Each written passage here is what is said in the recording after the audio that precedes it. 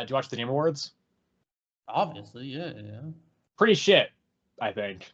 I mean, I just think if it's called the Game Awards, maybe let the game developers make speeches and go up and accept the awards. You know what I'm saying?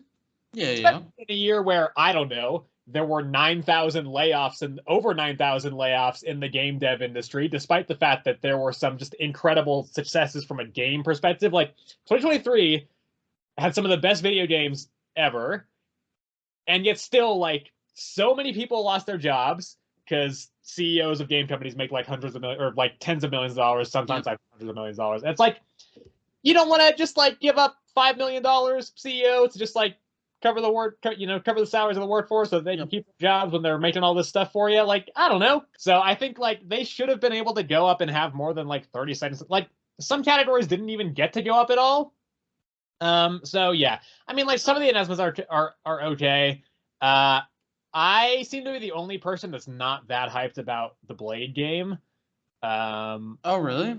Yeah, I don't know. I don't really vibe with Bethesda games, so I think that's probably interesting. But I will say there was one good thing I think the Game Awards nailed, and it's the only actual like full on part of it that I watched, which was the Old Gods of Asgard and Alan Wake 2 cast going up to do Herald of Darkness on stage. Fucking incredible. I was so happy to see that. I was really hoping they would do that, and they did, and it was fantastic. So that was great. Yeah. I mean, I don't know.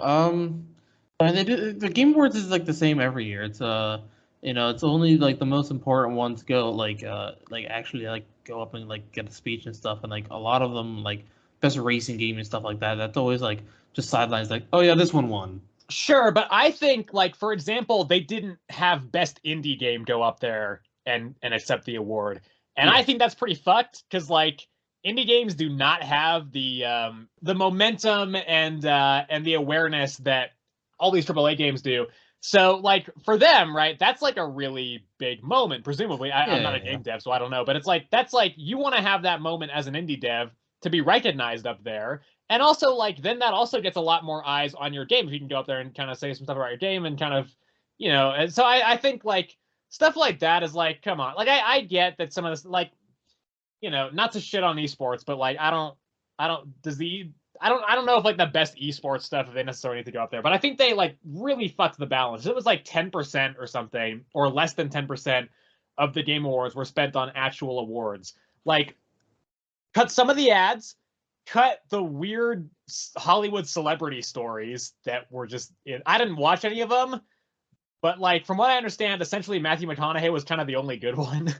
Yeah, I mean like Timothée Chalamet, he did like the Game of the Year. I wasn't paying attention when Anthony Mackie went up there. Yeah. Simu Liu, didn't he just like talk about his broken foot for like 5 fucking minutes or something? No, he said he was gonna be. He went up there because he was actually gonna be a part of the game that like, and then they showed a trailer for that game if I remember correctly. Okay. I think, and then he announced an award. I'm pretty sure too. Okay. I mean, like, I don't know. Like, if you want to have them there, fine. And I get that, like, they're probably paying a lot of money to get those actors up there. So they want to like make the most of their time there. But at the same time, like, they're not who the event is about, I mean, I don't know if they actually paid the actors, because technically, like, for Matthew McConaughey especially, that was, like, basically just a big ad for his game, in that sense, I mean, maybe like, the game company that's developing the game paid for Matthew McConaughey to go up there. But... I don't know. And I get that... that Jeff Keighley has to pay for this show somehow, and that like ads are a big part of that, and running ads during this. I get that. I just think the balance was completely wrong. Also, I think, personally, I think it like would be cool if the Game of the Year winner from last year was the one to present the Game of the Year award to this year's recipient. Every year, instead of just having like a random just having fucking Timothée Chalamet come out. I get that he used to like mod Xbox controllers and stuff, but like, come on, we don't need him to be giving out the. I don't need. I don't know. Yeah. He's a gamer. Yeah, whatever. Nobody fucking go watch Wonka. It looks shit. Although actually people seem to kind of like it, so maybe it's fun.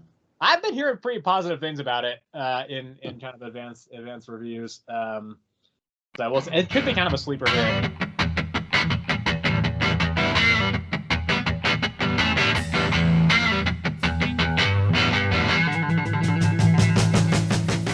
Hello, everybody. Welcome back to another episode of Earth's Mightiest Comics. This is the show where every week we talk about the new comics that came out that week, and we give our thoughts and opinions on them. This is kind of interesting because we are recording this on Wednesday, December 13th, 2023, which happens to also be New Comic Book Day, but we're not talking about the comics that came out on the day we're recording this. We're talking about it from the previous week, the week of December 6th. But, yeah, What the hell was that?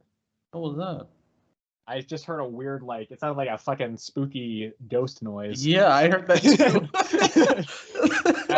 Okay, interesting. I wonder if that showed up. I wonder if that got picked up by the mic. Anyway, yeah, this week is interesting because there's some really, really great comics this week, but there's also some ones that I think are real shit. So, as always, there will be time codes to all the comics we'll be talking about in the description if you want to jump around to anything in particular, and we will be spoiling every comic that we are going to be talking about. And I think we should talk about the Sentry first. Okay. This is written by Jason Liu. The artist is Luigi Zagaria. I think this fucking sucked. I thought it was real bad. Why? Okay. It's just fucking boring, I think, is ultimately the... I think it was that bad. I think it's pretty bad. I think there's also some massive structural things where I'm like this... Okay. First of all, this is the second thing you made me read recently that's like a 4-issue miniseries where it's kind of marketed... This one less so. I don't think it was ever really officially marketed like this, but marketed as the return of a big character where they don't even really show up in the issue that much. It was this and Thanos. Thanos was in the book at least. Sentry is not in this at all. Which, by the way, that's not inherently a bad thing. I don't really care that the Sentry's not in this because I've never been a big... Did that sound come up again? It did come up again. What the fuck is that? Anyway, I'm not a big Sentry fan. I think the only thing I've ever read the Sentry in is when he just shows up at the start of King in Black and just gets fucking killed by Null immediately. Yeah. Which is also the last time he's been in anything, as far as I'm aware. So I'm not a massive Sentry fan. I don't really care about the Sentry. If they had been telling an interesting story with it, I would have been okay with it. Also, I don't inherently hate the idea of a Jessica Jones Misty Knight crossover. I think I like both of those characters. I think they're both I think they're both interesting characters. So I don't inherently hate that either. My big problem here though is that, again, I don't think it's very interesting. I think it's pretty boring. There's one scene that I like. Essentially the premise here is that a bunch of people just start getting Sentry powers. I don't think they're all getting all of his powers though, right? It seems like they're kind of split between however many of them there are. And so that's an okay premise, I think. I don't think it's great, but it's fine. And I don't mind the scene where they initially show the Sentry powers being manifested in, I don't remember the character's name. She's the woman with cerebral palsy. Mallory Gibbs is her name. And so her figuring out, getting these powers and being what the fuck is going on? And then she accidentally lasers the apartment that she lives in open and flies out and lands in a fucking, I don't know, it was like a laundromat or something, kind of looked like that. And time is stopped for her. She's moving so fast. That stuff was kind of interesting, and I think it did a good job of selling the disorientation that you would feel if you just started receiving these powers out of nowhere. I think that did a really good job at that. That being said, after we get that whole sequence of sitting with this character, getting to know her a little bit, and then watching as she gets her powers, we do the same fucking thing again with a different character immediately after, right after, and it's just we don't need that. Why? And I kind of get that character seems to just be mostly there to be cannon fodder for the third guy who gets Sentry powers and is yo, I'm gonna be the Sentry, but none of you guys else should have the Sentry powers because I'm the only one who should get the Sentry powers because I'm the one who likes the Sentry the most. So I'm just going to kill you guys and take all the powers for myself. So I get that other character was probably there to be cannon fodder for that guy, to show like, oh, this guy's bad news and he's the main villain and he's like gonna try to kill all these people. But it's like, and so I know you can't have that with Mallory, since she appears to be kind of the main character of the series. I get that, because if you want to have her come back and be the new Sentry or whatever, you can't just kill her off, obviously. And, you know, it would kind of be weird if they just fought and then, like, neither of these experienced people with powers just kind of, they both just left. Like, I don't know. I know, like, structurally that wouldn't have made a whole lot of sense either. But this way it just feels really repetitive, and I don't think any of the new characters are that interesting at all. And so, yeah, I thought it was boring. It also was pretty text-heavy, and that didn't help. So, yeah, I didn't like it. All right. Well, you know, make some very, very compelling points here. But, right. So, the Sentry, I don't really know how the Sentry's powers works, because, like you said, like, the only time I've ever actually read him in something was in King in Black. Like, I knew of him, but I've never actually read anything about him. Like, before King in Black, I didn't realize he was, like, literally, like, the strongest Avenger. Yeah. And so, for me to, like, learn that as he's getting ripped apart by Gnome, like, damn, bro, he's not that strong, though. Like, yeah, right. Well, that's, I think, also the problem I have with the Sentry as a concept, and why I'm kind of glad that they didn't just bring him back, because he's so powerful that he either kind of breaks the universe, it's just like, well, why doesn't the Sentry show up and fix this? Or then you have to contrive a really dumb way for him to die or get, like, put out of commission, in which case then you're like, well, he's not that strong then. So it kind of, like, either way, the Sentry being in the universe kind of fucks a lot of stuff up, I think. Yeah, gotcha. And so, yeah, I think, like I said, I don't really know what exact powers he has, but in regards to that fight at the end-ish between the two that had the Sentry powers, it seemed like they had different ones, right? Because, like, they both seemed to be able to fly, right? Right. One of them seemed to shoot bolts out of his hands, though, kind of like Captain Marvel, and the other one seemed to have, like, laser eyes, like Superman. So I don't really know if that is just the way I saw it, because one looked red and the other one looked gold, so I don't really know. And then we don't really know what Mallory has, besides the fact that she can also fly and, like, flight and a big laser. Yeah, probably speed, yeah. So, yeah, and then what else? This kind of a smidgen reminds me of just, like, Avengers Inc., because it's just going to be, like, detective, like, what's going on, you know? Yeah. Except not as much, like, heavy focused on the detective side. It's just, and also much worse. Yeah, probably. Don't lie.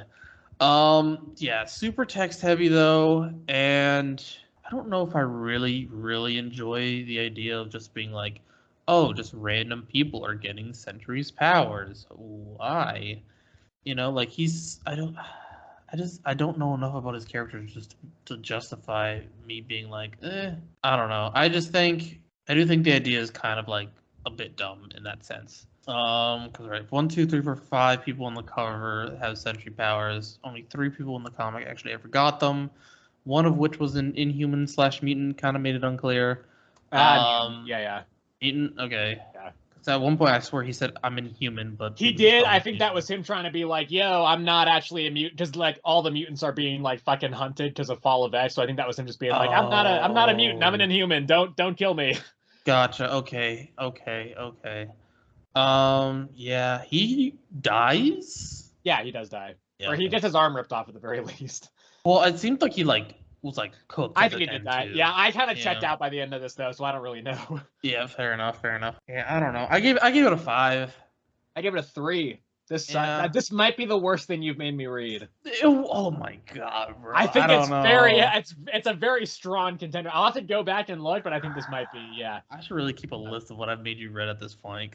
Yeah, I can go back and I'm sure like if I look back at the previous episodes, I'll know which ones. Oh, but, easily, yeah. Yeah, it looks like next issue has the Avengers in it, and the issue after that has Doctor Strange and Clea. So that's something. That being said, I really don't think I'm going to be picking up the next one. Like, yeah, like, sure, I like the Avengers and I like Doctor Strange, but God, I fucking hated this comic, so. Well, let's talk about yours then. We'll get yours out of the way. Okay. That would be Skeeters, #1. Uh, written by Bob France and Kevin Koof, and the artist is Kelly Williams.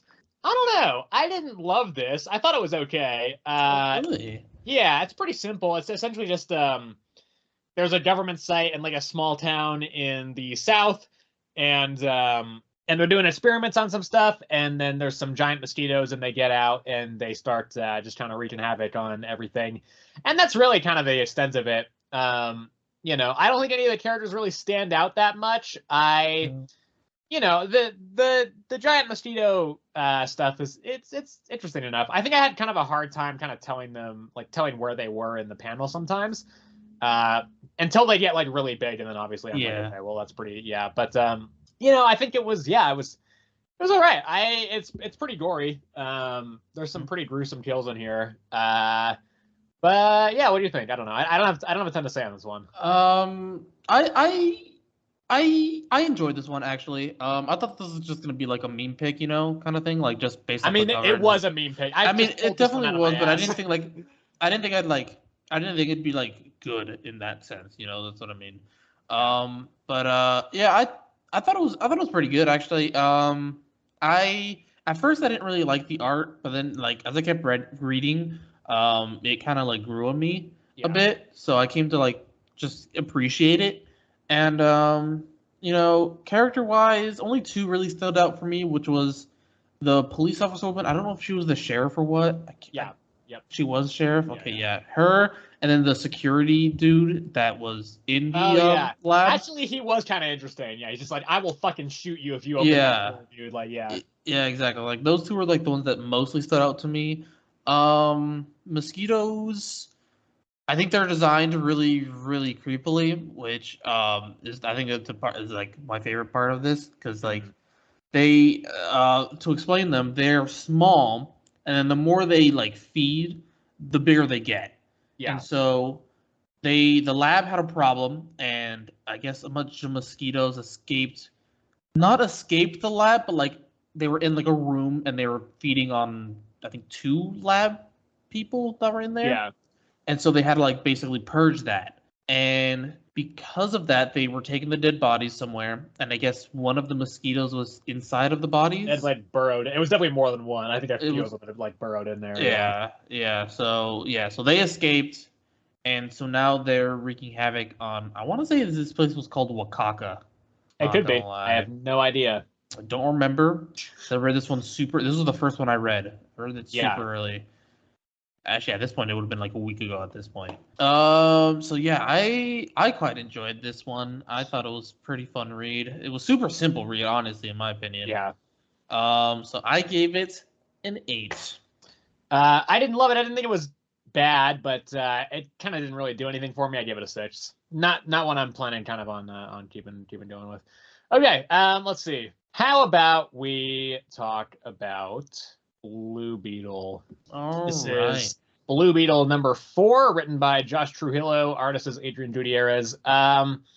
So this one is pretty much just a character building episode. There is not a bit of action in this issue, which is not it's not something I have an issue with. It's not always a bad thing. Yeah, like look at Captain America, for instance. That's a series that we both love and are very we both love that series. We've loved every issue, and we're very happy. We don't want there to be any action sequences in that series, actually. I think you in particular said you don't want to see an action sequence in that Captain America series, if I recall correctly.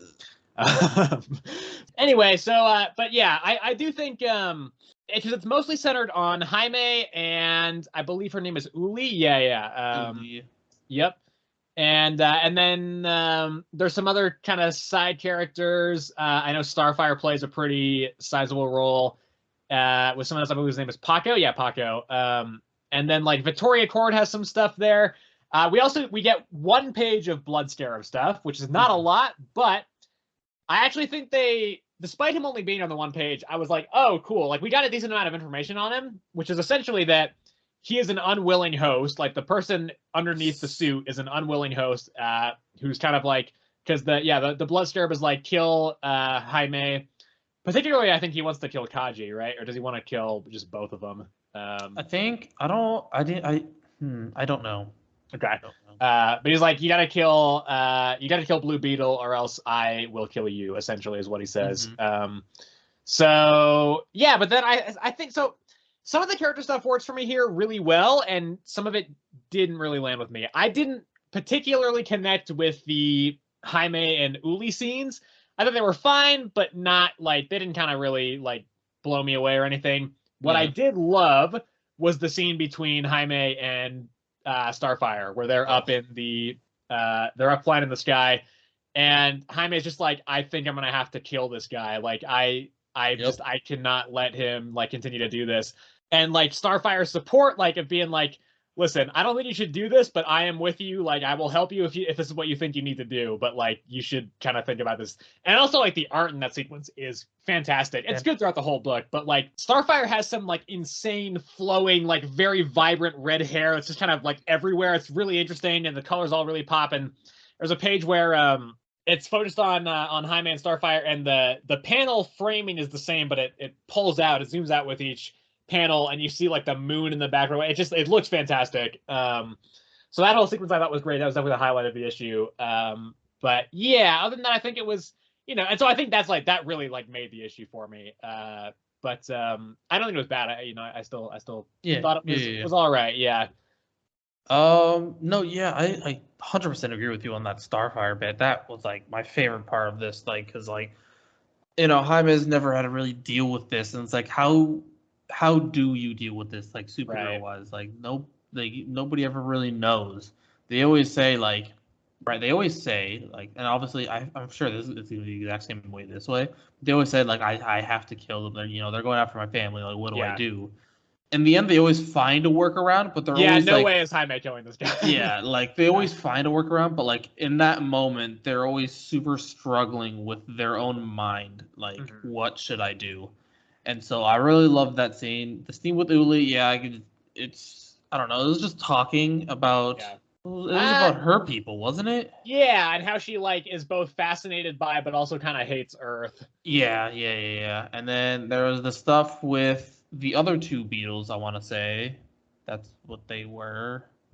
I don't know. I honestly have kind of a hard time telling who is who in these in these comics. Yeah. And then the other part that really interested me was Jaime's talk with Victoria Cord at the very end, basically asking her how she would kill him, and so he could use it against the Blood Scarab. Right. So I thought that was also another really interesting bit at the very end. I felt like that was a really good way to end it. Sure, yeah. So, besides that, I don't really have a lot to say. I just gave it a 7. I also gave it a 7. Let's go to Avengers. Okay. This is written by Jed MacKay. The artist is CF Villa. Right off the bat, I don't know why, but I think the art like looks really rushed and not great here. I think it's like a definite step down from some previous issues of this, and it's the same artist for a lot of it. So I don't think it's like, I don't necessarily put that on the artist, but I just think it didn't look great this issue. I'm kind of two minds about this issue. On the one hand, it has started to address some of my problems with this run, because there is stuff that happens here. Like, we get kind of introduced in a somewhat sizable manner to Murden's Twilight Court. And that's kind of the first, I don't know, third of the issue or so, which I thought was probably the most interesting part of this, just as we hadn't really seen anything with them up to this point. So that felt like kind of a sizable introduction. Also, what was interesting, well, a couple of things. First of all, they all seem to be named after Arthurian figures. So you've got like Lancelot, you've got Bedivere, you've got Mordred, Lancelot, Galehout, Arthur is there as well. So like, a lot, and Parsifal as well. You got like a lot of kind of, they're all seem to be named after Arthurian characters. The other thing is, I don't know if you noticed this, Sebastian, but they all each one of them mirrors an Avenger. So like you have, because at the start of every issue, when they list the cast, they have like Black Panther, the King, Captain America, Yes. Okay. this I was like the Yeah. star, I think, or the idol. I think something like that. Yeah. Captain Marvel, I think, was the star. Iron Man was the engineer. Scarlet Witch is the witch. Thor, Odinson, I don't remember. And then Vision is also I don't remember. But like you see that, and they refer the Twilight Court refer to each other as the star, the witch, the icon, like the king. They refer to themselves as that. So Yeah, I thought there that was was the one really dude that interesting. was the engineer. Yeah, exactly. So I thought that was Yeah. interesting as to see how they mirror the Avengers. That being said, when we shift to Earth and it's just like Vision and Wanda fighting the Twilight Court and then the rest of the Avengers in a dream, I was like, I kind of checked out a little bit. I was like, God, now we're back to this kind of stuff that I'm not as into. Don't get me wrong. I like Nightmare as a character. I'm glad that he's in stuff a lot this year. But, and I do kind of like that Thor was the one to be like, yeah, okay, Nightmare, you win. Like, my friends are in danger. I'm gonna go help them. Yeah. Like, it's funny that Thor is the person who has the least ego, but it's like, yeah, when you're up against Black Panther, who I know in the movies is not very like he doesn't have a huge ego, but in the comics he's got a fucking huge ego, especially lately. And then like Captain Marvel and Tony, of course, like and Thor has now like he's learned humility and everything through his many centuries of life. So I'm glad he was just like, yeah, like fuck it, fine, I don't care. Like, we'll talk later and see what you really want. But yeah, you win. Like, just let us out of here. So I did kind of like that. But yeah, I also, again, like, it did kind of fix the decompression issue, I feel, and did give some actual progression to the plot. I still really wish that we had some fucking character moments between the Avengers. There's just nothing. Like, they barely interact with each other except to just shout like, yo, we have to fight this person. Like, we have to beat them up and stuff. And it's like, come on, man. Like, give us a team dynamic. Like, give us something, Like, I want to see these characters interact and have, like, personal development. So it's just, and we haven't seen that at all. I didn't like Jason Aaron's Avengers run, like, at all. I think, I've liked the start of this run more than that. But that, at least, I feel like did have some sort of characterization. It wasn't great, but it was something. So I don't know. Yeah, I'm pretty mixed on this. I think it does take some steps in the right direction, but I am also concerned because next issue seems like it's going to be another big punching issue with not really much actual plot potentially. So yeah, I really just have like one biggish problem with it. I did enjoy the Thor humility part. I thought that was pretty clever in that sense because like I remember he said like Nightmare specifically said like I want the Avengers to say you lose, and I think was it Captain Marvel that said no? I don't remember exactly. It was Captain Marvel, Black Panther, and Iron Man all said no. We're not doing that. Yeah, and then Thor just like is just laughing in the background. He's just like, yeah, all right, sure, man, you got it. Right. He's like, who cares? Like, there's yeah, and so he's like that's when he starts talking. Like, I'm surprised like nobody else like spoke up after that. Kind of. Like, I think he made enough sense for them to not, but I'm just like, in general, I'm just like surprised like nobody actually said anything afterwards. Right. But yeah, I thought that was pretty funny. So the only part that kind of bothers me is how easily it was to defeat not defeat Nightmare, but to get out of the nightmare.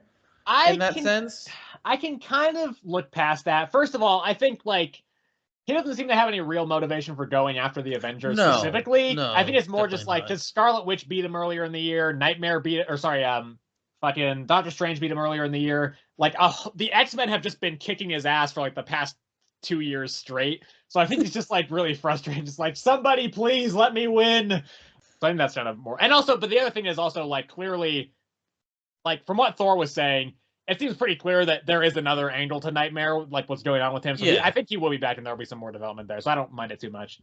Yeah, no, I don't know. I just feel like they made it like such a big deal in the last issue that is just like I felt like it was like I don't know if it was just glossed, like it felt glossed over because the Meridian Court like showed up, Yeah.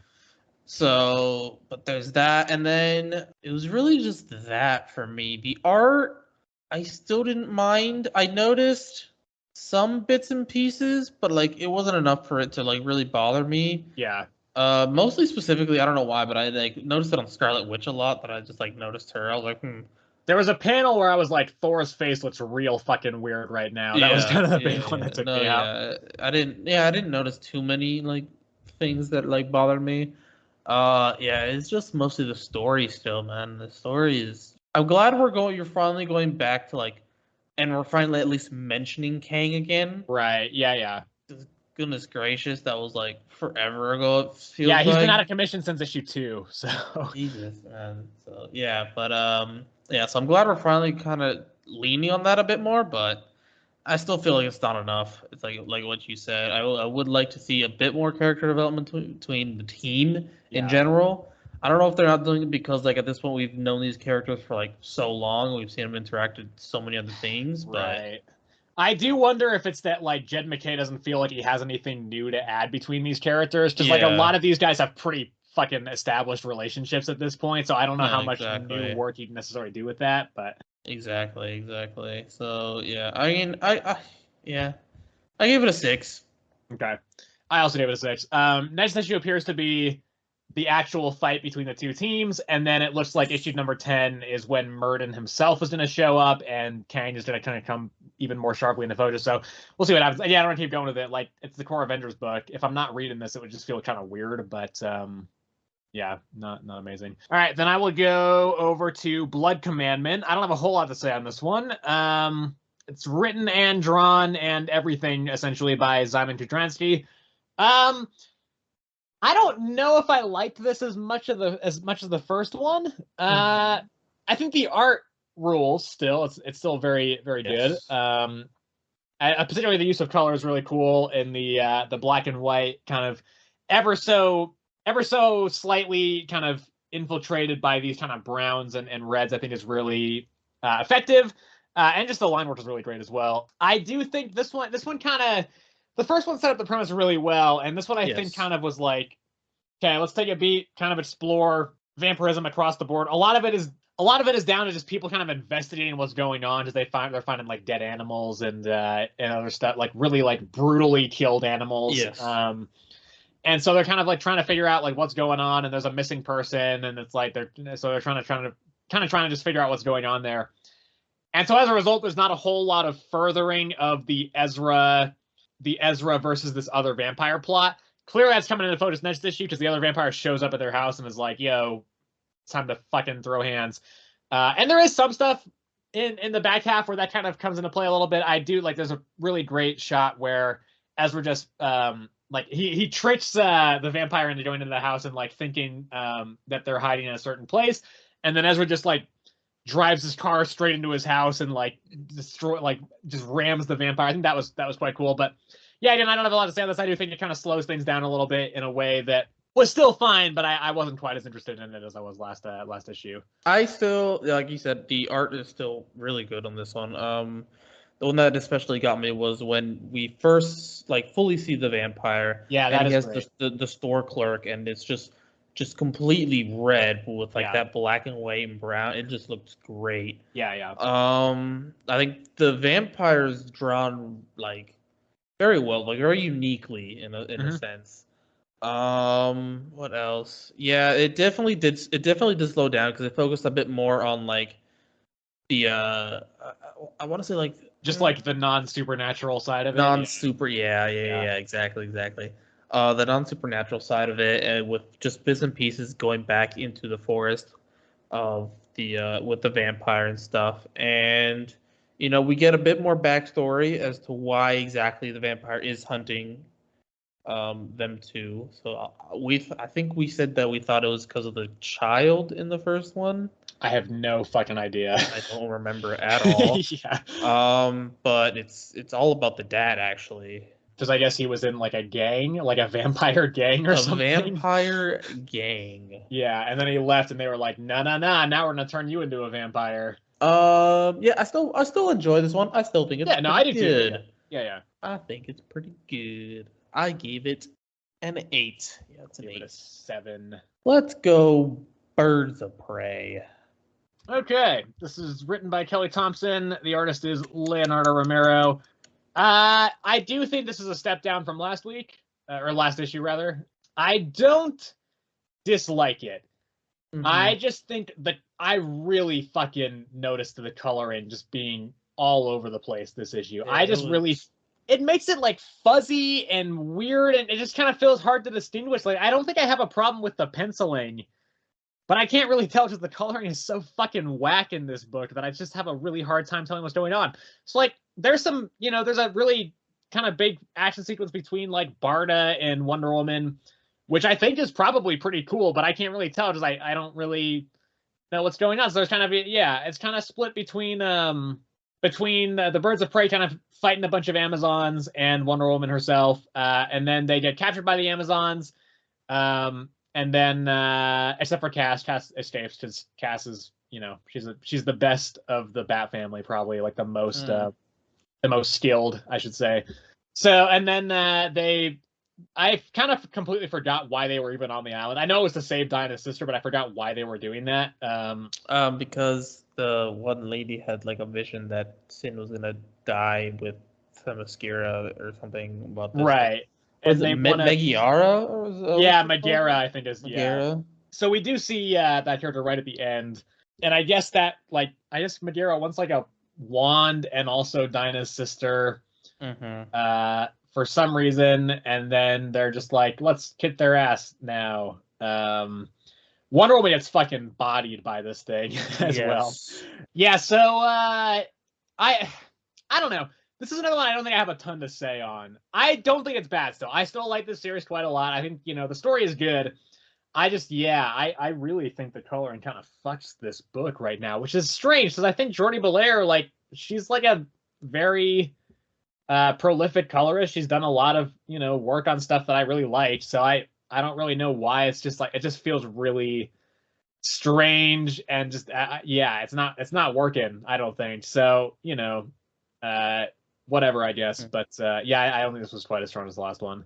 I don't think it's quite as strong as the last one, but I don't think it's too far a step behind. Simply because I really enjoyed the fight scene between Barda and Wonder Woman. But then also Cassandra and Wonder Woman for like the 1.5 pages that was actually there. Right. I think she made really good use of like basically just I feel like that was like the most Batman thing we could have seen. Yeah. In general, and then Barda was just the most like Batman of any of the Bat family. Yeah. And then Barda was just straight up duking it. Like that was just impressive to see in that sense, I guess. So yeah, I really enjoyed that fight sequence. They're trying. So Meg, which is one of the Furies of Hell, I don't really know why she's going after Sin. And then she wants Barda's wand. No, she's channeling. She has the wand already. Yeah, this is the problem. I don't know like what the fuck's going on with this character. She has the wand because it channels Apocalypse energy, pretty sure.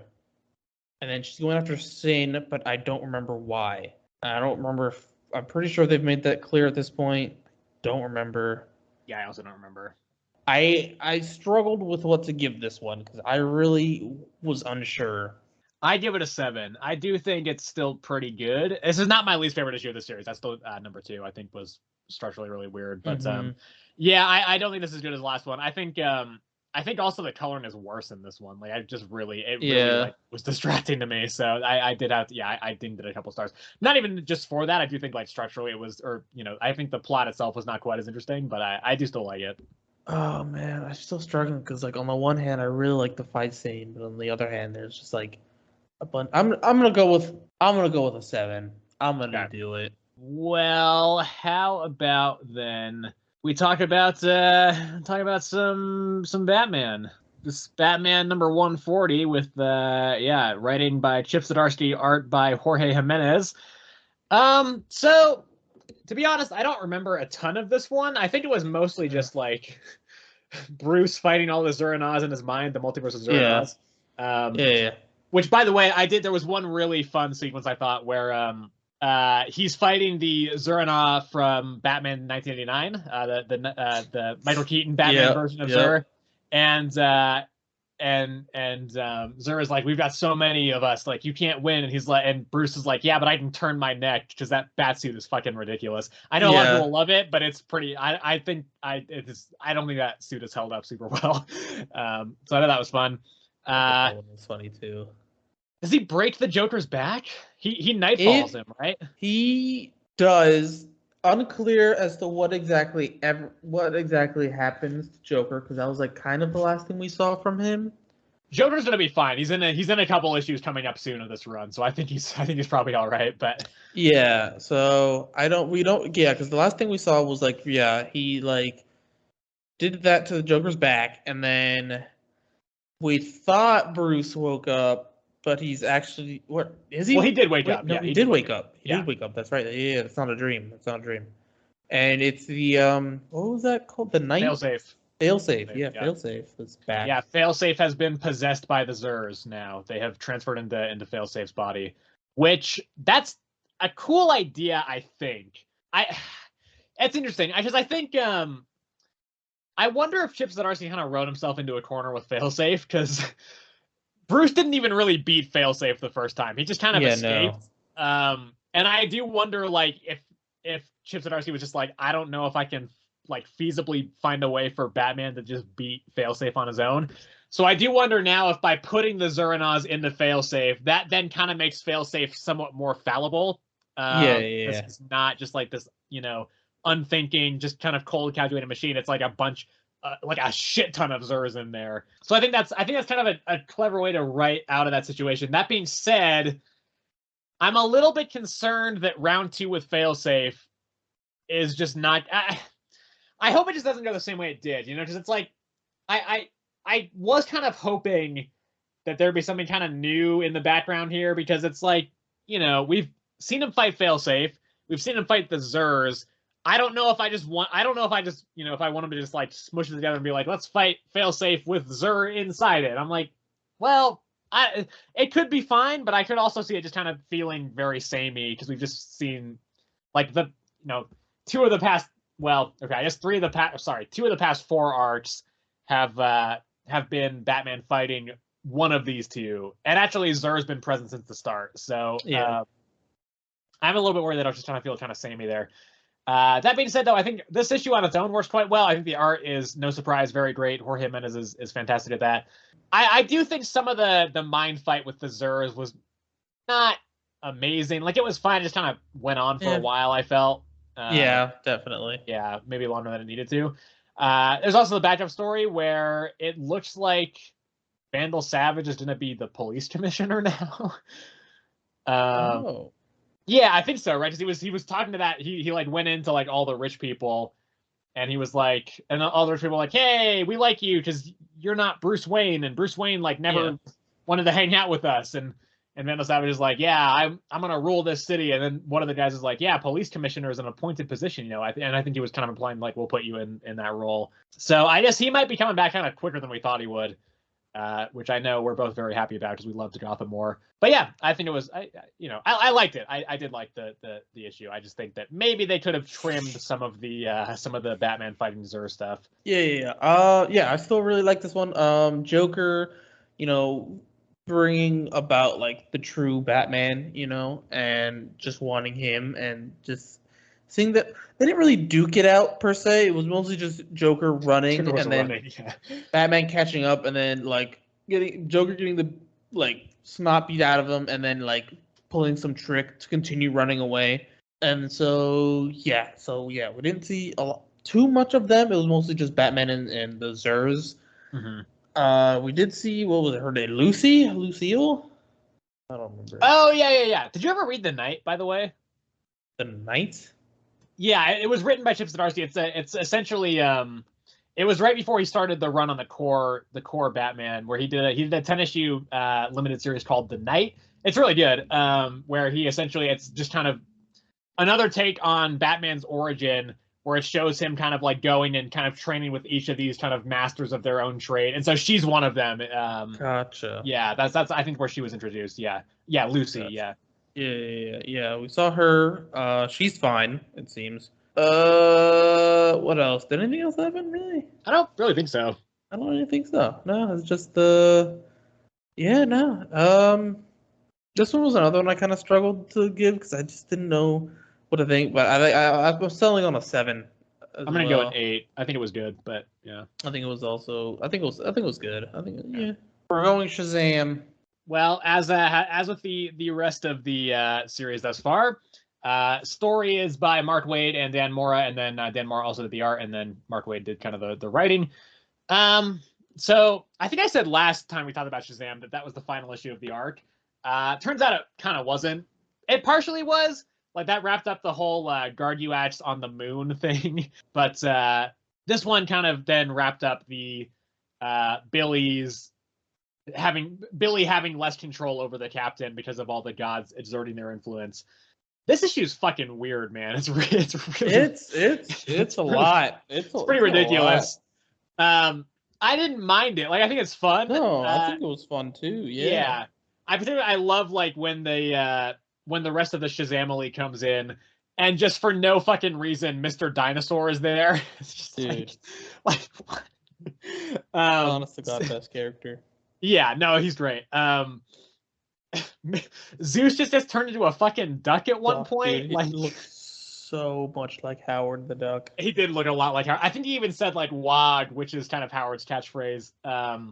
Yeah, so it's really bizarre. I do like how they ultimately resolved it with Solomon being like, "Oh God, this was a mistake." Yeah, and then agreeing to give the captain more of his wisdom so that he could resist the influence of the other gods, but in so doing, then also makes the divide between Billy and the captain more sharp and kind of more extreme.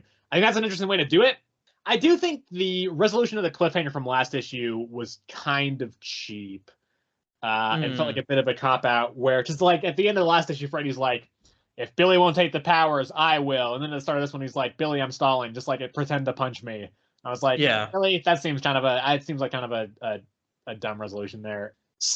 Yeah, I don't know. And then I guess also the dinos, the rest of the dinos come to yell at Mr. Dinosaur for not doing all the paperwork he needed to do. And they get attacked by Black Adam. So that's the cliffhanger for this one. Yeah. Yeah. Interesting that Mary was not involved in this. I figured she would at be. all. Yeah. I think she's isn't she? She's she's doing Amazon's Attack. Yeah, I forgot about that. Yeah. Yeah, I don't have a lot to say on this one besides the fact that it was weird. Lots of weird different artifacts, things. There was a club that was unbreakable in there. Teleporting belt. Bullet helmet or something. I liked how on Ares they were like, Achilles feel this and smacked his heel. Yeah. So he just got turned into a duck. Some dude got stuffed into a briefcase. Yeah. I forgot about that. Yeah, I don't have a lot to say on this one. I don't even have anything on that. I guess I'm excited to see Black Adam, I guess. Yeah. I mean, I fucking hate that movie, but Mark Waid is a pretty good writer, so I'm okay with that here. It does look like it looks like next issue is going to be the Black Adam issue, and then he's not on the cover of 8. He could still be in issue number 8, but I do see the dinosaurs on the cover of 8, so I'm okay about that. I think they've been the most fun part of his run so far. So, also, hang on a second. This summary here says that the interdimensional imp Batmite has come to Fawcett City, and he's brought his cousin with him, the captain's biggest fan, Shazamite, then flee in terror before the entire city turns upside down. That does not happen. That does not. Is there a side story that we missed? No, I have the physical issue. It was not in there. Why is that? Why is that in this? I have no idea. Well, yeah, literally it says meet Shazamite. Yeah. It's like the first. This is very weird. Anyway, I have it at a 7. I've thought about dropping it to a 6. I think it was just fun enough for me to keep it at a 7. I think ultimately though I just kind of didn't care about the gods taking over the captain arc. Like I didn't really care about that too much. So I thought this was fun, but it didn't kind of blow me away. I think I'm more looking forward to how this develops going forward. Yeah, I gave it a 6. I agree with you in that case. I think with the wisdom of Solomon too, how he like basically talked at the end, talked him out of it and stuff, like basically saying like, yeah, people are forgetting you guys because you guys don't do shit anymore. It's just like, okay, you make a good point. Now we're gonna leave because we want to say you're right. It's like, okay, yeah. We're gonna talk about Daredevil number 4. Written by Saladin Ahmed. The artist on this one is not Aaron Tudor. It is Germán Peralta. Yeah, I don't know about this run. Bro, mid. Like, what do you? Yeah. What are you I talking? was gonna ask why is Daredevil your favorite, but I understand why he's your favorite. Yeah, just because a character This- has a mediocre run doesn't mean it's a bad character. Right? No, he's just. It's bad. I mean, hey, you can't not say bad. the same about Sentry then. All right, Sentry. Yeah, but I don't care about Sentry outside of this either. We just talked about this.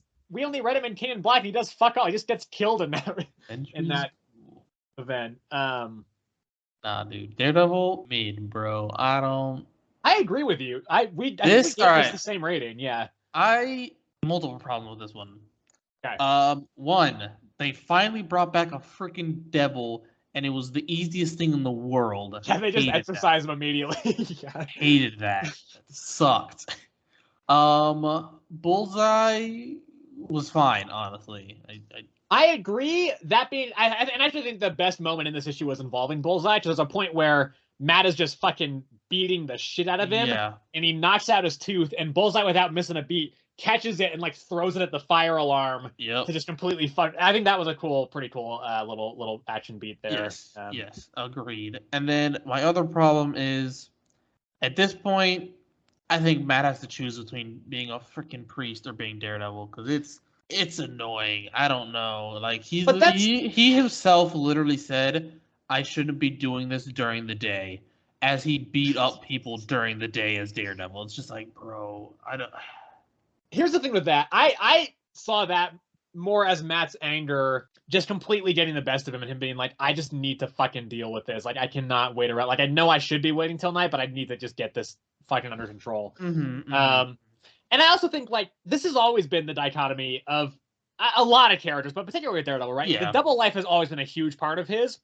I don't think it really changes much that he's a priest now instead of a lawyer. You know, ultimately, like, it's just kind of a different scenery. I agree that it's maybe not as executed, that it's not executed quite as well as it has been in previous runs, for sure. Like, I love, like, the Chip Zdarsky run. I think that handles everything about Matt perfectly. But I do think, I don't think that necessarily is an issue that I'm holding as this run in particular, because it is still like, that's just kind of such a huge part of his character in general. Yeah, I think it is what you said. Like, it just doesn't. It's not written as well, because, like, with the lawyer thing, right? You could be like, you could sneak it in there, being like, oh, Daredevil has to be stealthy, so Matt's got to be like stealthy with this lawyer thing, like finding information and stuff like that, whatever. But like Priest, he's literally just got to take care of children and stuff, you know. Yeah. Like, so it's just, it doesn't. I just don't think it doesn't fit as well. I don't know. I also do think, and to be fair, like, I do think also part of the interesting thing about him being a lawyer is that he's a lawyer by day, but then he goes out and just beats the shit out of people as a vigilante at night. So he's kind of like going against his own principles in that way, which I think is an interesting way there. I think, though, that's not entirely lost here, because because also, like, his Catholicism is a huge part of his current role. Obviously, since he runs an orphanage as, like, a priest.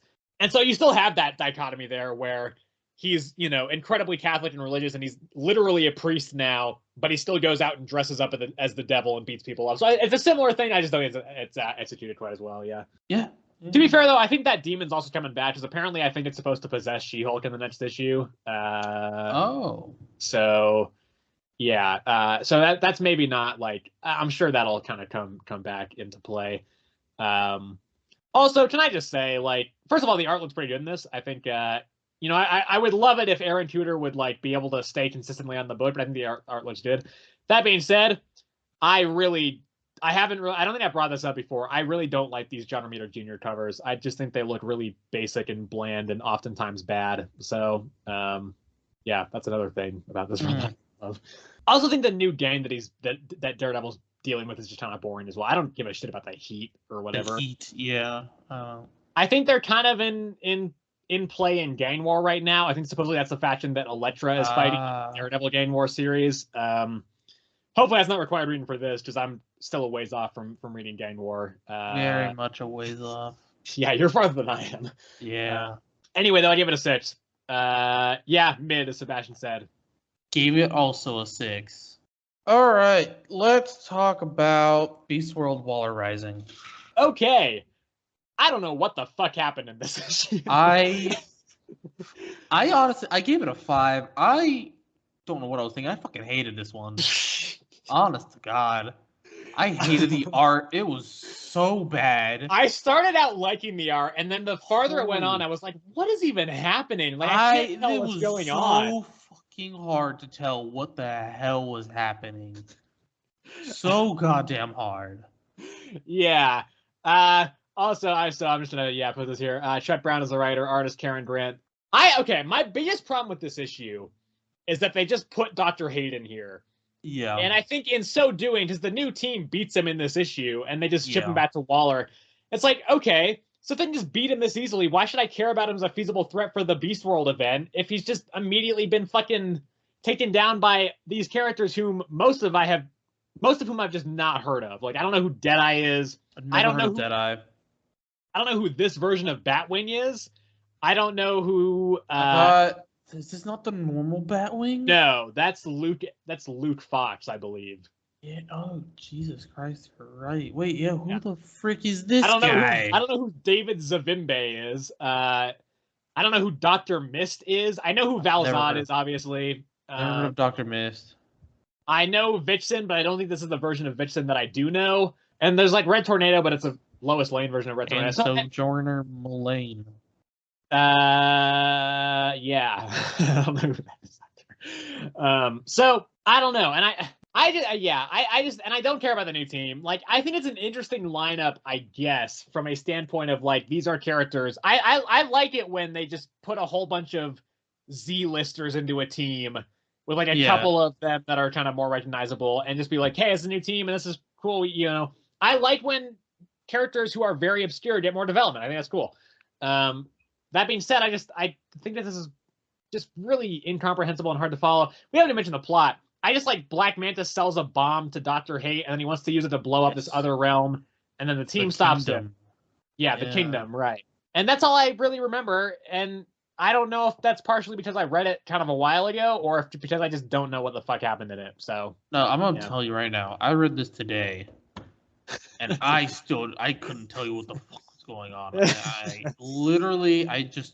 Black Manta sold Dr. Hate a bomb. Dr. Hate wants to take the bomb to blow up the kingdom to release chaos into the world. Yeah, I believe something like that. And then he needs metas to charge the bomb. So that's why he took Superman, Nubia, I think is what her name is, and a bunch of other people into the kingdom, I believe. But then I guess the metas that he took into the kingdom could use the energy from the kingdom to defeat him in the kingdom. And so the kingdom is dumb. I know that like Waller just wanted the team to like destroy the kingdom or cut off the kingdom or something. And they were like, no, we can just separate Dr. Hate from it so that he isn't able to take over. I don't know. It's yeah. She wanted Deadeye. She wanted Deadeye to defeat to was it just to find the bomb? Or was it just to find Dr. Hate? Yeah, she wanted Deadeye to cut off Dr. Hate from the kingdom. Right. And the way that she said to do that was just like cut it, like blow it up, destroy it, like cut it off entirely or something. Yeah, I don't remember. But that wasn't Dr. Hate's plan to blow it up anyway? I think it was. Maybe she just was like sever the connection. I don't know. Yeah. Anyway, not great. No. I had this initially at a 6. Wow. And then right before we started recording, I dropped it to a 5, and I've dropped it to a 4 now. Actually, you know what? I'll give it a 3. I had it at a 5. I'm dropping it to a 3. Yeah. I do think I like it better than the Sentry, but how dare you? No, there's just no. Okay. Anyway, I guess we can move into Beast World Metropolis then. This is definitely better. One last thing. My other problem with that last one is way too fucking long. It was really long, yeah. Metropolis was also long, but it was like split into 3 different stories, so it didn't feel as long. Yeah. Also, it was, I think, maybe less dense. I'm not entirely sure. Anyway, there's a couple of different stories in this. We have the first one by Steve Orlando. We're talking about Metropolis now, by the way. Steve Orlando and Nicole Maines are the writers.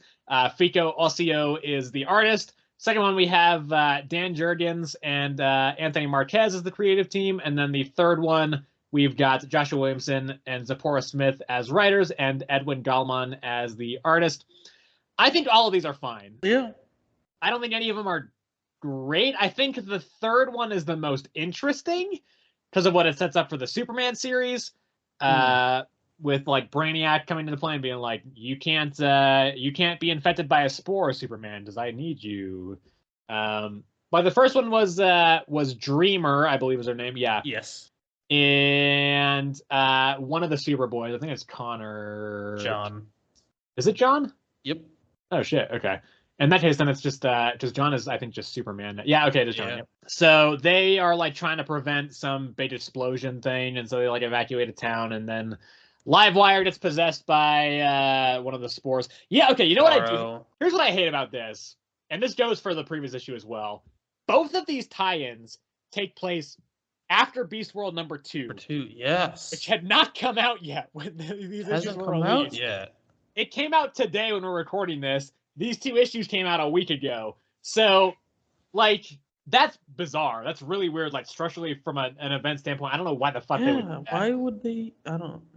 But anyway, yeah, they fight Livewire and stuff and whatever. It's fine. Second one, Jimmy Olsen turns into a giant turtle.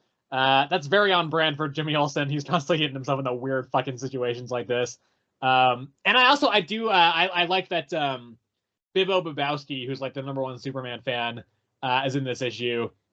He's really fun. I really like seeing him whenever he pops up. And so he helps Jimmy no longer be a turtle. And then, yeah, we have the one where Superman is going out around trying to kind of evacuate cities and save people from all the spores.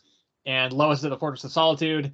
And then, Bunch go to the Fortress of Solitude. And then Superman goes back and he takes them all out. And then Brainiac he's about to get infected. And then Brainiac's like, no, we can't have that. So, yeah, I don't have a lot to say on these. These are all fine, I think. But I don't think any of them are kind of standouts. Yeah, I'm gonna agree with that one. I don't have a lot to say. You kind of just said everything that needed to be said.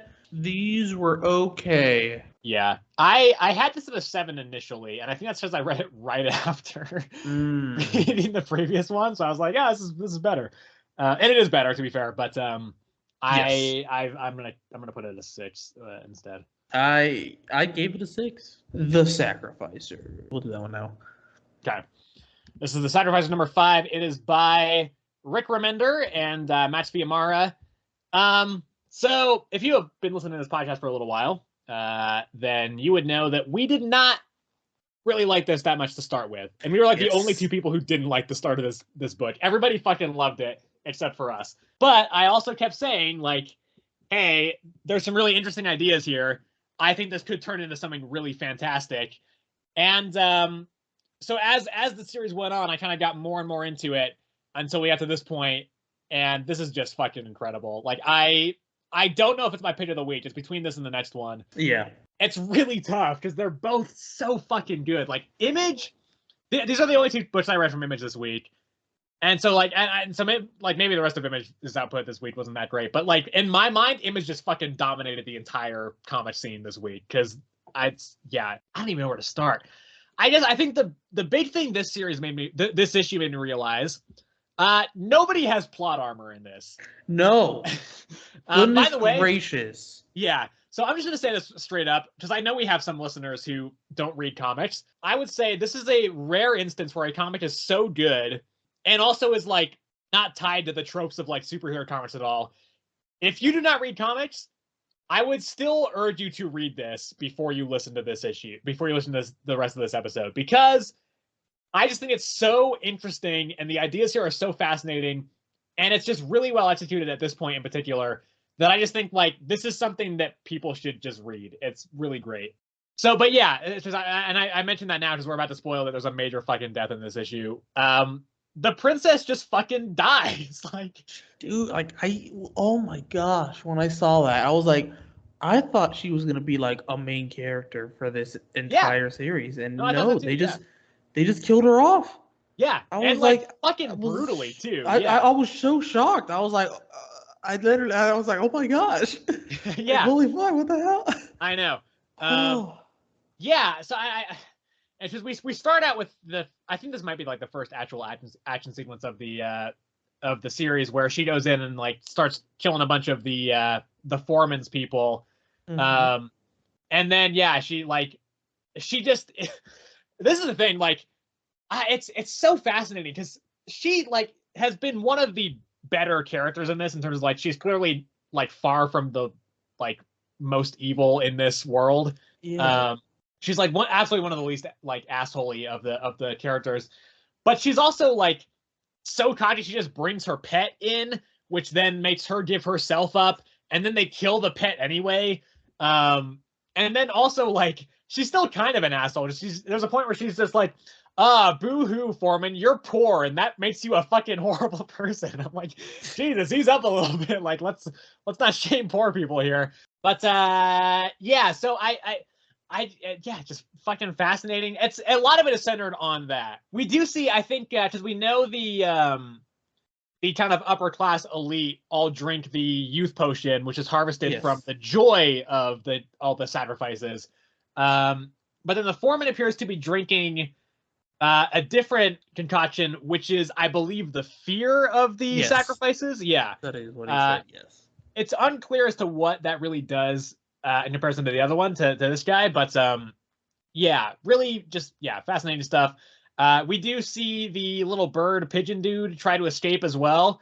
Just he's clearly like, this is fucked. Like something weird is going on here. Why hasn't anybody come back to this place? And he maybe drowns. I don't think so. Like I would be doubt shocked. it. Yeah. Yeah. But that being said, like I don't know. Like I thought he was going to survive all the way through. Very well could not now at this point. Like nobody is safe if the princess just gets bodied like that so quickly. So No, honestly, like, yeah. So, and the color. Okay, so the color of the princess, like the drink that the princess like that comes from the princess. It's golden color, yes, yeah, kind right? of a Like golden orange. joy is blue. Fear was like Oh, that's orange. right. Yeah, yeah, yeah. So Because this I one forgot was like a yeah. gold Yeah, they did harvest it. And looking. I think because it's like because she's got like the royal godly blood, I think is what they say. Yeah. So it does look like the foreman's gonna like kind of drink that to try and gain the godhood kind of status, and then maybe go to challenge the gods themselves. Just he does straight up say like, I have no interest in actually becoming like hanging out with the gods. Like I fucking hate Yeah. all of them. I just like, but I like feel like I should like have something. So yeah, I just like yeah, I'm kind of it's hard for me to like kind of figure out things to say about this because I do have a lot of thoughts on it, but it's also like it's just so just like well paced and just like structured, and everything about this issue just flows so well that I really just like whenever I say anything about this issue, I'm just like gushing endless praise on it.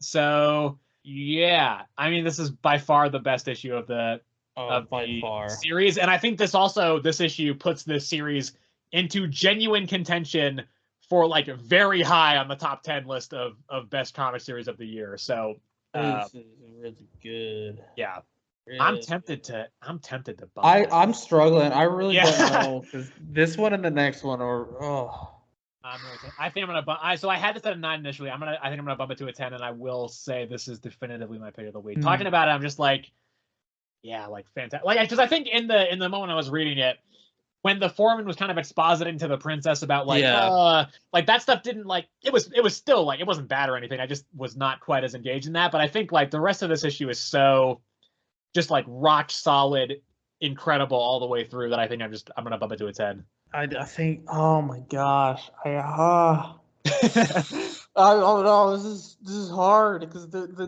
next one too. The next one's also very good. Yeah. Like I read it and I finished it and I was like, God, like it made me feel the exact same way. I gotta do it. I gotta do it for this one. That cliffhanger at the very end. This one's gotta be pick of the week. I'm gonna leave it at the 9. Okay. But it is pick of the week. Okay, well that leaves us with just one more. That is Transformers #3, written and drawn by Daniel Warren Johnson, and the colorist is Mike Spicer here. So you just read all three of these essentially, I right? just read all three of these. So do you want to give your kind of overall thoughts on the whole thing so far? Yeah, all right. None of them matter. The third one's the best. All right, so now. I do agree the third one's the best. That being said, I talked about this last time, but I love the sequence between Duke and Starscream last issue. Yes, that was really cool. That was really cool. Yeah. Oh my god, what can we say about this one? Optimus Prime rips off his arm and beats Skywarp with it. Yeah, dude, that was all right. That was when I decided that this one was freaking amazing. Was that final fight scene? Yeah. Where Optimus Prime just loses his like shit and just starts going like, fuck it, man. You're dead now. Tears into Skywarp, yeah. Like, you're dead. Like, there's no way you're getting out of this. He just had enough with it. He's like, you're killing everything, and I'm done with it. Like, he didn't care that the humans were shooting at him as well. Yeah. He just wanted Skywarp dead. Well, also, they're like, I think Optimus is also like, yeah, we're like big robots, and they're these like small, like just like really like fragile creatures from the perspective of the Transformers. So he's like, yeah, like I get it. We're like big fucking robots that just showed up and started fighting. I'd be freaked out too. So I think he doesn't really I think he kind of is understanding of the, obviously, but like to the Decepticons, they don't care. They just well, of course not. Yeah. And then to the Autobots, they're just like, we don't hurt things. Like, even Optimus in the second one was like, this place is beautiful. Like, why? Like, Decepticons, I mean, obviously, but even that he felt like super sad about. Oh, like, no, for sure, yeah. You could, like, the way he reacted, even you were just like, oh, Jesus Christ, man, like, I feel sorry for this man right now. Yeah. Like, fuck. But yeah, dude. And then when God, was it Sparky, right? Sparky? Yeah. Spike. Yeah, Sparky's the dad, yeah. Yes, Sparkplug. And then just the fact that he's a wiki too. That was I did see that. I was like, wait, does this mean the Michael Bay movies are canon in this? Yo, that was like, okay, that's a thing. And oh man. I really enjoyed this one. Yeah. For me, I think because I think the first third of this was decent enough. It was totally fine. But it was when we did that double page spread where Optimus comes in truck form and just fucking rams one of them. Yes. That's the point where this started just like absolutely jumped up for me. And that entire sequence was so tense between like Optimus getting his arm blasted with a bazooka to the point where it's like just hanging on by a thread. Then fucking Spike gets shot. I was like, what the fuck? I saw that. I was like, holy shit. Like I was really not expecting that. I mean, he's not dead, but no. And then like Optimus just having enough, and we get that full 2-page spread where he just absolutely rips his arm off, and then it's just because he brings out the energy axe as well.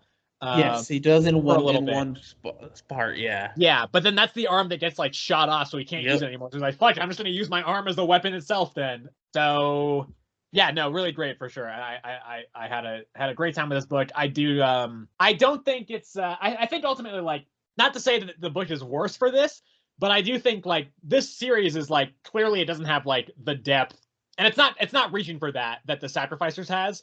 It's just trying to be a really cool, fun, Transformers series, and it's absolutely nailing it at that.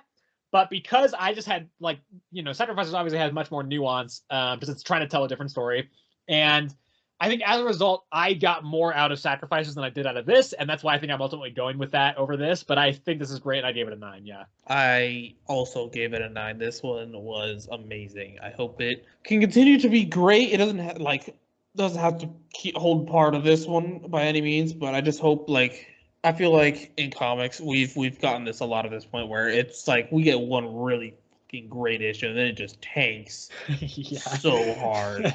Yeah. And so I really hope that this one can at least keep it still good, I think we've had 3 solid to amazing issues of this series in a row now, so I'm pretty confident that it'll stay at least pretty good. But also it looks like probably Megatron's coming back at some point soonish, right? I would assume so. He's a big. Isn't that Megatron's gun on the cover of 5? That's what it seems like to me. Yeah. Okay. Anyway, you got anything else to say on anything here? No. All right. Well, in that case, that wraps it up for this week. This was a long one. So yeah, next week. Yes, we got a new issue of Batman and Robin. I have already bought this, so I am going to check it out. But if I don't like this one, I am hopping off the series. We got Batman City of Madness #2. That first one was pretty cool. Got a new issue of Blade was being taught by Dracula. Again, that last issue was pretty good, so I'm actually looking forward to that. New issue of Bloodborne, the Bloodborne comic. I've been enjoying that one so far. It kind of took, I think it took last month off. Yeah, it did. So it's been a little while since we last had an issue of this, but I'm excited for that. New issue of Captain America. This one, I have this. I haven't read it, but I flipped through it. There is actually an action sequence in it, Sebastian. Don't worry. So it's not just the same stuff. I'm hesitant to tell you this, because I'm worried you won't read it if I say this. It looks like there's a lot of stuff dedicated to flashback stuff in this issue, though. You should still read it though, because you said you would, and that you would. This would be your last chance at the series. Yeah, we got a new issue of Green Lantern. Again, flip through this one. It looks pretty cool. Immortal 4, I've actually read. I can say it's good. I'm not going to go into it farther than that, but I did like it. Immortal 4 #5. We also have new issue of Moon Knight, the final issue of this run of Moon Knight. This is another one that I have read. It is also very good. I will leave it at that for now. We'll talk about that more in the next episode. New issue of the Punisher. I thought the first one was interesting. I'm kind of curious to see where it goes. More Beast World stuff, obviously. And then I've also got the Witcher comic on my pull list as well. So yeah, that's my list for the week. What do you got on yours? Anything else you want to shout out? Yeah, we got Spider-Gwen and I don't know. Did you say the Madness? I missed the Madness. I hadn't said the Madness. Oh, okay, yeah. Well, those two. I didn't read the last issue of the Madness, so I'm gonna need to catch up if I'm gonna watch it. Really? I'm gonna read that one. Yeah. No, we neither of us talked about the Madness last time. Have you read it since then? Shoot, that's right. Yeah. I'm pretty sure we both missed it. Yeah. Anyway, yeah, that'll wrap it up. Thanks for bearing with us. This was kind of a long one. Anyway, yeah, thank you for watching or listening. If you are on YouTube, you can of course like the video. If you liked the video, you can also subscribe to the channel if you want to see more of this type of stuff, and you can also hit the bell notification if you don't want to miss when we upload new videos. And you can also let us know what you think about the comments that have been coming out lately in the comment section. And then if you're on Spotify, you can let us know what you're thinking of comics at earthsmightiestcomicspod@gmail.com. That is our email address. It is all one word with no apostrophe in the word Earths. And then you can also follow the show over there if you would like to be notified when we post new episodes over there. So yeah, again, thank you for listening or watching whatever platform you were on, and we will see you in the next episode, which actually probably will not be late, I don't think, because I'll be on break by that point, so I'll be able to edit it. I can't make any promises for the next week, but it should go back to the normal schedule soon, so this will hopefully be the last late episode. But yeah, thanks again for listening, and we will see you next time.